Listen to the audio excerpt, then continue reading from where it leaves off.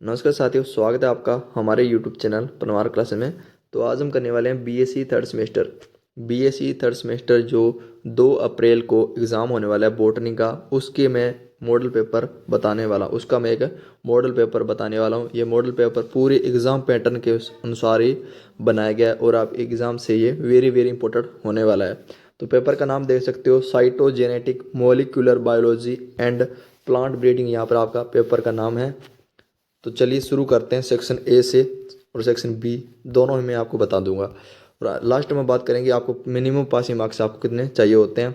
जैसे कि आपको पता होगा 3 घंटे का आपको टाइम होता है और मैक्सिमम मार्क्स कितने होंगे यहाँ पर 17 मार्क्स का आपका पेपर आने वाला है। पेपर आने वाला 2 सेक्शन में, सेक्शन ए और सेक्शन बी में। यहाँ पर चलिए शुरू करते हैं सेक्शन ए से। सेक्शन ए से पता होगा आपको कितने क्वेश्चन आते हैं। टोटल 10 क्वेश्चन आते हैं यहाँ पर टोटल। और प्रत्येक क्वेश्चन कितने नंबर का होता है, 2 मार्क्स का यहाँ पर होता है। आपको सारे क्वेश्चन यहाँ पर करने होते हैं। तो प्रत्येक यूनिट से कितने क्वेश्चन आते हैं, तो प्रत्येक यूनिट से 2 क्वेश्चन यहाँ पर उठाए जाते हैं। जैसे कि आपको पता होगा 5 यूनिट आपकी है। तो चलिए शुरू करते हैं। सबसे पहला क्वेश्चन आ जाता है, वेरी इजी सा क्वेश्चन है, आपको याद कर लेना। प्रोकैरियोटिक और यूकैरियोटिक कोशिकाओं में क्या डिफरेंट होता है, ये आपको याद कर लेना। यूनिट नंबर आपकी फर्स्ट है, जिसमें से ये वेरी वेरी इंपॉर्टेंट बन जाता है। इसके साथ सेकंड क्वेश्चन आ जाता है, कोशिका झिल्ली की तरल मोज़ेक के जो मॉडल है उसके बारे में भी आपको याद कर लेना है। उसके मॉडल के बारे में भी आपको याद कर लेना, तरल मोज़ेक के मॉडल के बारे में। चलिए जी, क्वेश्चन नंबर 3 है। क्वेश्चन नंबर 3 क्या है, यूक्रोमेटिन और हेट्रोक्रोमेटिन में अंतर क्या होता है। भी ये क्रोमोसोम के बारे में होता है। यूक्रोमेटिन और हेट्रोक्रोमेटिन में डिफरेंट आपको याद कर लेना है, ये क्या होते हैं। क्वेश्चन नंबर 4 है, मियोसिस मियोसिस और सिनेप्टोमिनिमल कॉम्प्लेक्स क्या क्या महत्व है, इसका क्या महत्व होता है, ये आपको याद कर लेना है। What is the signification of the meiosis and synaptonemal complex, ये आपको याद कर लेना है। क्वेश्चन नंबर 5 है। क्वेश्चन नंबर 5 आ जाता जी, डीएनए को आनुवंशिक पदार्थ के रूप में समझाइए। जो डीएनए जो होते हैं, इसको आनुवंशिक पदार्थ के रूप में आपको समझाना है, आपको याद कर लेना है। इसके साथ साथ आरएनए को भी आपको साथ में पढ़ लेना है। आपको संरचना याद होनी चाहिए, राइबोज की, सुक्रोज की, वो सारी आपको याद होनी चाहिए इसमें। आइए क्वेश्चन नंबर 6 देखते हैं।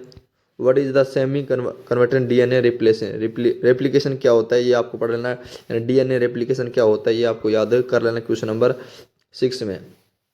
अगला जी क्वेश्चन नंबर 7 है, लिंकेज और क्रॉसिंग ओवर को परिभाषित कीजिए। ये परिभाषा भी आपको पढ़ लेनी है, लिंकेज और क्रॉसिंग ओवर को परिभाषित कीजिए। चलिए जी क्वेश्चन नंबर 8 कर लेते हैं। क्वेश्चन नंबर 8 में क्या पूछ रखा है यहाँ पर। क्वेश्चन नंबर 8 है, ओपेरॉन मॉडल की संकल्पना को उदाहरण सहित समझाइए। ओपेरॉन जो मॉडल है उसको संकल्पना और उदाहरण सहित आपको याद कर लेने हैं। क्वेश्चन नंबर 9 है। क्वेश्चन नंबर 9 है आपको, म्यूटाजेंस क्या होते हैं जी। म्यूटाजेंस क्या होते हैं, उसके एग्जाम्पल के साथ आपको पढ़ लेना है म्यूटाजेंस को। आपको आगे चलते हैं जी। क्वेश्चन नंबर 8, क्वेश्चन नंबर 10 है यहाँ पर। क्वेश्चन नंबर 10 है, पौधा में प्रजनन में संकरण और संकरण शक्ति को परिभाषित कीजिए। ये भी आपको पढ़ लेना है। तो ये थे अभी सेक्शन ए के very very important question.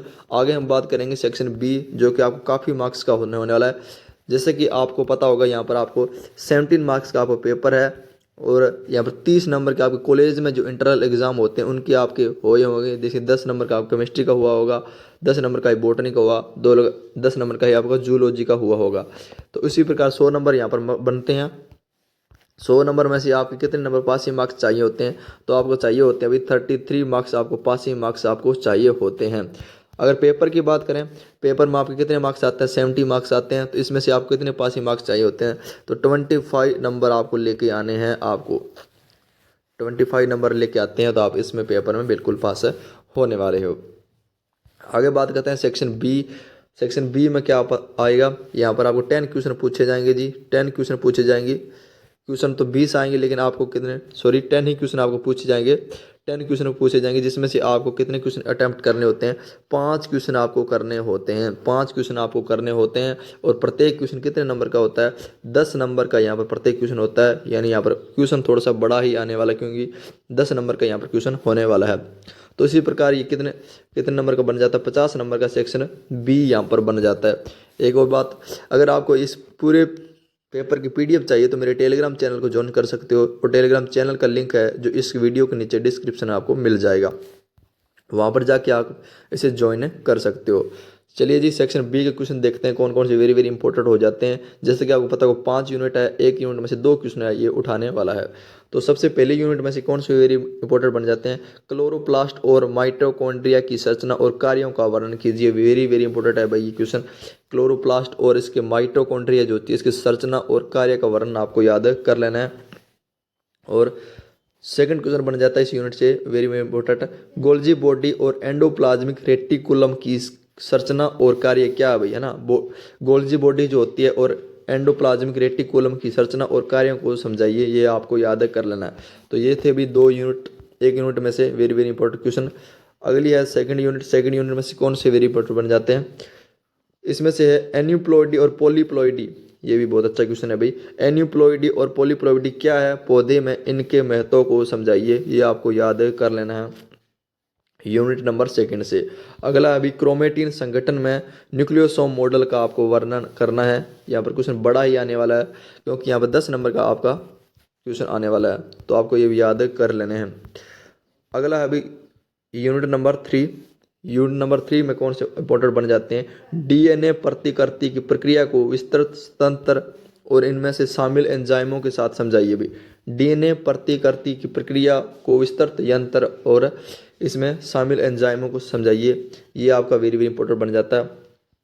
Next question क्या है, आरएनए के विभिन्न प्रकारों और प्रोटीन संश्लेषण में उनकी भूमिकाओं का पर चर्चा कीजिए, ये भी आपका वेरी वेरी इंपॉर्टेंट बन जाता है भी। आरएनए में जो विभिन्न प्रकार के और प्रोटीन संश्लेषण में क्या क्या इसकी भूमिका रहती है, ये आपको याद कर लेना। इसके साथ में आप एक और क्वेश्चन याद कर लेना, आरएनए और डीएनए में अंतर। आरएनए डीएनए में अंतर भी आपको याद कर लेना है, ये भी वेरी वेरी इंपॉर्टेंट हो जाता है यहाँ पर। हालांकि यहाँ पर दे नहीं रखा है लेकिन वो भी इंपॉर्टेंट है। अगला अभी यूनिट नंबर 4। यूनिट नंबर 4 आ जाता है मेंडल जो वंशानुक्रम के नियमों का उपयुक्त उदाहरणों के सहित आपको याद कर लेना है। मेंडल का जो लॉ है उसके जो वंशानुक्रम के नियम हैं उसके आपको याद कर लेने हैं। अगला आता है क्वेश्चन नंबर 8 में, जीन विनिमय में लेंकोज और ट्रिप्टोफैन में ओपेरॉन मॉडल। वही वेरी वेरी इंपॉर्टेंट है ये भाई, ओपेरॉन मॉडल आपको याद कर लेना है, ये स्टार मार्क्स लगा के इसको, वेरी वेरी इंपॉर्टेंट क्वेश्चन है। क्वेश्चन नंबर अगले करते हैं, क्वेश्चन नंबर यूनिट नंबर 5 आ चुके, लास्ट यूनिट है। इसमें से कौन से वेरी इंपॉर्टेंट बन जाते हैं, पौधे प्रजनन में सिद्धांतों की चर्चा करें, विशेष रूप से चयन विधियों का पर ध्यान केंद्रित करें भाई। पौधे प्रजनन के सिद्धांत जो दिए गए हैं वो आपको याद कर लेने, टॉपिक वाइज आपको याद कर लेना अच्छी तरह से, है ना। क्वेश्चन नंबर लास्ट आ जाता है, कृषि पर हरित क्रांति की भूमिका और इसके प्रभाव समझाइए भी, क्या प्रभाव पड़े थे भाई हरित क्रांति और इसकी क्या भूमिका रही थी और क्या इसके प्रभाव पड़े थे। ये था भी बीएससी थर्ड सेमेस्टर के लिए बॉटनी के लिए वेरी वेरी इंपॉर्टेंट क्वेश्चन, और पूरा मॉडल पेपर मैंने आपको बता दिया है। आपको इस अच्छी तरह क्वेश्चनों को आपको याद कर लेना है ताकि आप एग्जाम में पास हो सको अच्छे से। अगर वीडियो अच्छी लगी है, अगर आप और भी मॉडल पेपर देखना चाहते हो तो मेरे चैनल को सब्सक्राइब कर लो, और यहाँ पर आप मिलते रहेंगे, आपको सारे मॉडल पेपर आपको मैं बना के अपलोड करता रहूँगा। तो मिलते हैं नई वीडियो में, तब तक टेक केयर, ख्याल रखें अपना, धन्यवाद।